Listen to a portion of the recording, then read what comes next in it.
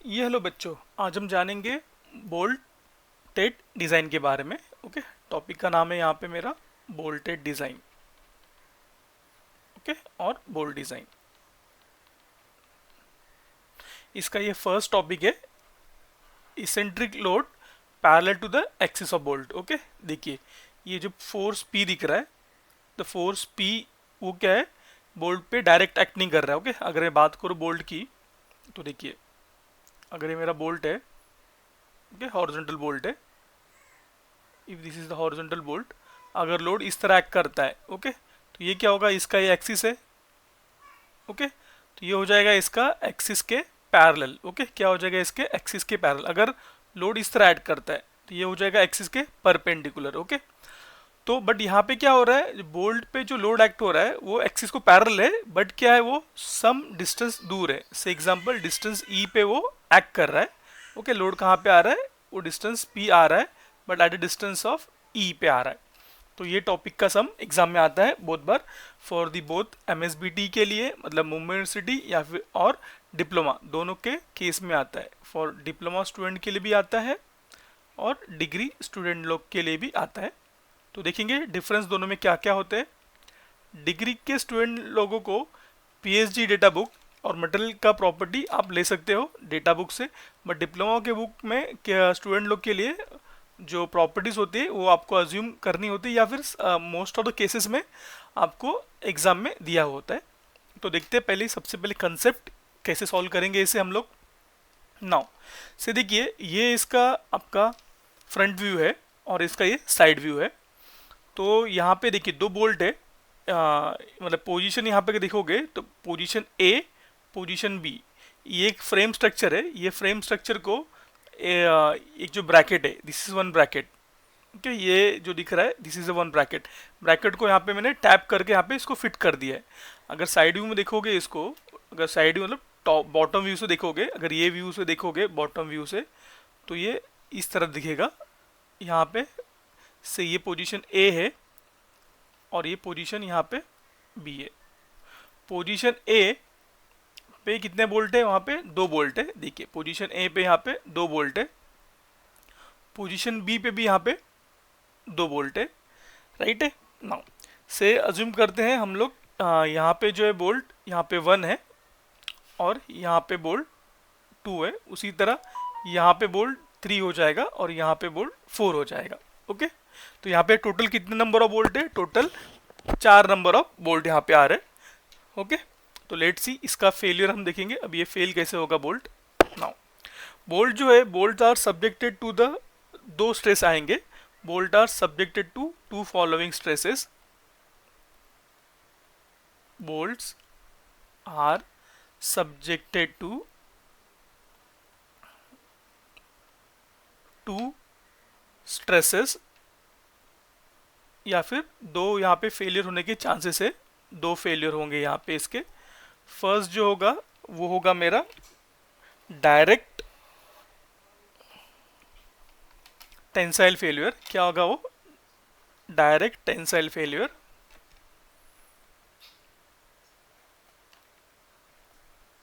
Direct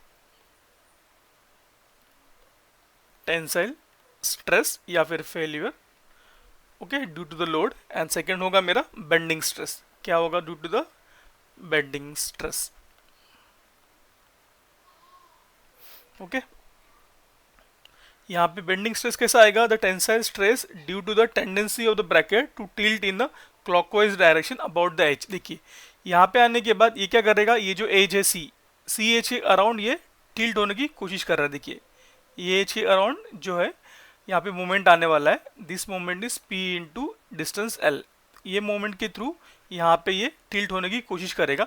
उसके कारण क्या होगा, यहाँ पे जो है पोजीशन ए पे डेल्टा वन से ये डिफ्लेक्ट होगा, और पोजीशन जो बी है वहाँ पे ये डेल्टा टू से ये डिफ्लेक्ट होने की कोशिश करेगा। ओके, तो यहाँ पे क्या आएगा, tensile stress due to the tendency of the bracket to tilt in a clockwise direction. तो देखिए, तो हम लोग अगर बात करें पहले फोर्स के बारे में, पहले लोड के बारे में, तो देखिए क्या होगा यहाँ पे। तो यहाँ पे है डायरेक्ट टेंसाइल स्ट्रेस, यहाँ पे पहला आएगा डायरेक्ट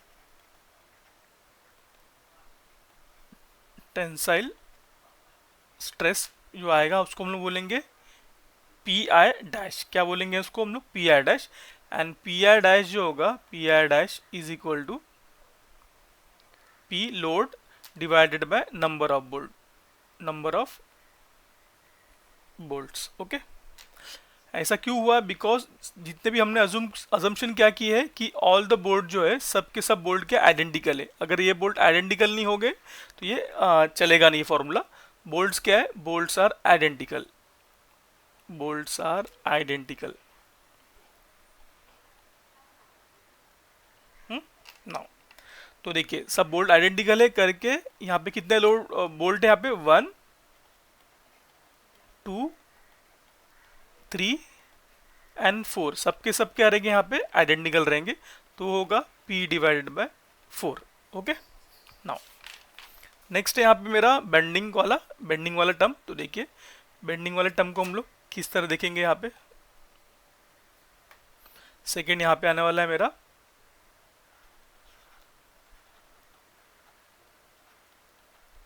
बेंडिंग स्ट्रेस और बेंडिंग फेल्यूर। जैसे मैंने आपको बताया कि ये जो एज है यहाँ पे वो टिल्ट हो रहा है व्हेन द लोड क्या होगा? Load tends to tilt the bracket about the edge C. Okay, about the edge C पे क्या करेगा? ये टिल्ट करने की ये कोशिश करेगा, इस तरह से इसको टिल्ट करने की ये कोशिश करेगा। Okay, stretch by an amount delta. Okay, delta 1 यहाँ पे आएगा, डेल्टा 2 यहाँ पे आएगा। बोल्ट्स को हमने नाम दिया यहाँ पे, पहले यहाँ पे नाम दिया जैसे 1 एंड 3, यहाँ पे 2 एंड 4 नाम दिया है। तो यहाँ पे let C is the load in the bolt per unit distance. हम यहाँ पे क्या अज्यूम करेंगे? लेट B जो एक टर्म बोलेंगे हम लोग C को, C is the let C is the load in the bolt, load in the bolt per unit distance. क्या होगा? हमने अज्यूम किया C क्या है? Load in the bolt per unit distance. Okay, from the tilting edge. कहां से? From tilting as.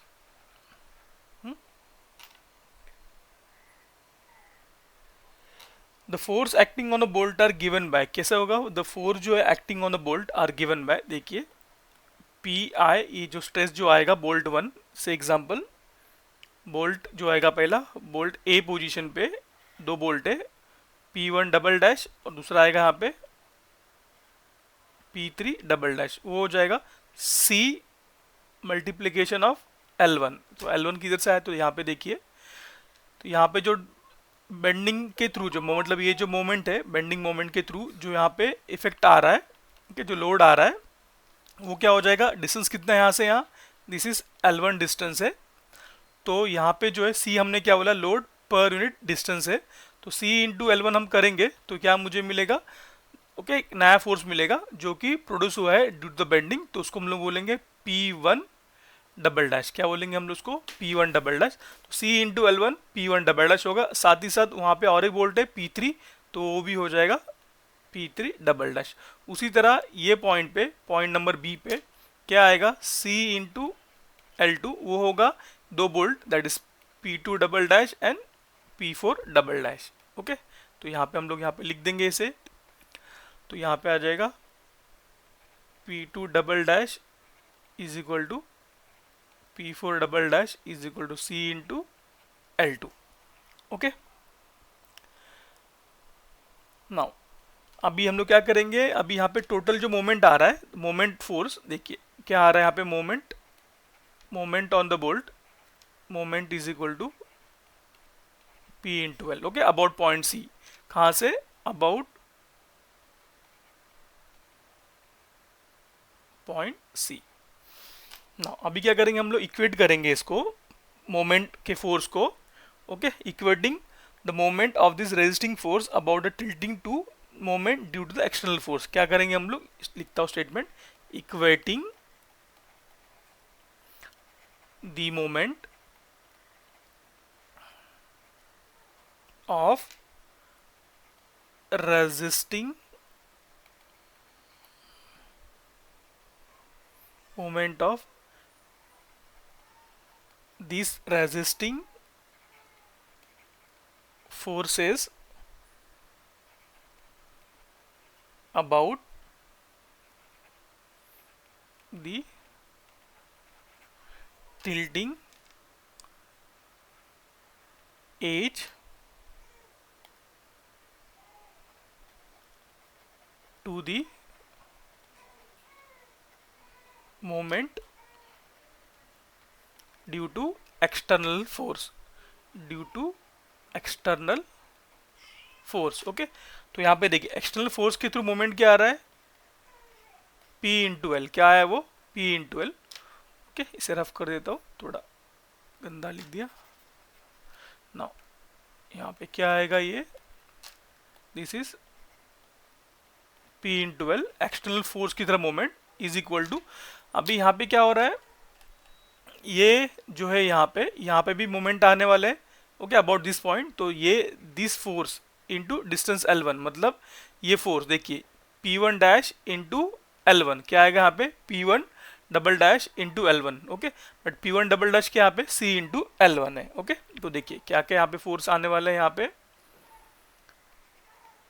P1 double dash into L1 plus वहाँ पे और एक फोर्स है P3 double dash into L1 plus next है मेरा P2 double dash into L2 plus P4 double dash into L2। Okay, इतने फोर्स आ रही है A पे और ये B पॉइंट पे आ रहा है। तो देखिए P1 और P3 दोनों सेम है, तो यहाँ पे दो कॉमन हो जाएंगे, तो ये हो जाएगा 2 टाइम्स ऑफ P1 डैश, क्या हो जाएगा वो 2 times of P1 dash into L1 plus यहाँ पे P2 और P4 सेम है, पॉइंट B पे आ रहे हैं करके ये 2 times of P2 dash into L2। Okay, ना अभी हमने क्या निकाला था, द वैल्यू ऑफ, ये देखिए P2 और P4 का वैल्यू कितना है, CL2 है। उसी तरह P1 का वैल्यू कितना है मेरा यहाँ पे, CL1 है। कितना है वो, CL1। तो यहाँ पे वैल्यू पुट करूंगा मैं 2 CL1 into L1 plus 2 times of, okay again rough कर देता हूँ, ये 2 टाइम्स ऑफ CL2, ये हो जाएगा 2CL1 का स्क्वायर प्लस 2CL2 का स्क्वायर, ये हो जाएगा P इंटू एल। ओके, तो हम लोग यहाँ से फाइंड करेंगे the value of C।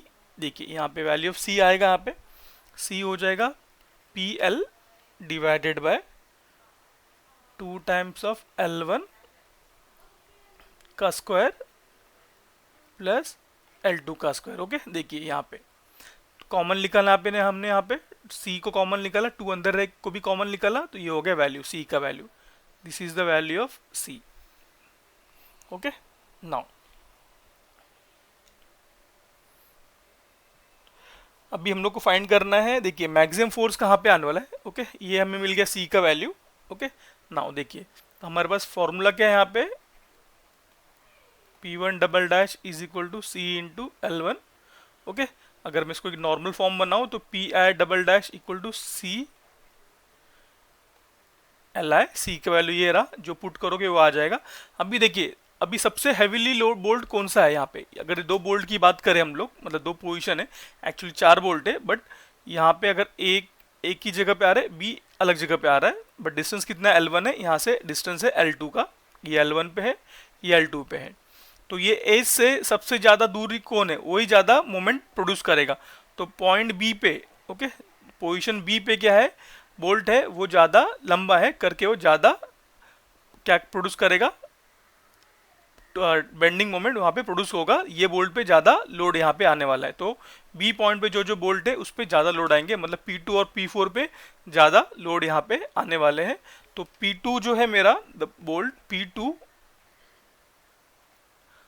Okay मतलब bolt number 2 and bolt number 4 are क्या है, आर हैवीली लोडेड है, ओके ये ज़्यादा हैवी लोडेड है as compared to the bolt 1 and 3 are heavily loaded bolt, okay. तो हम लोग क्या करेंगे, तो यहाँ पे समझा क्या हमें कि द मैक्सिमम फोर्स कहाँ पे आ रहा है, the maximum force, the maximum force is acting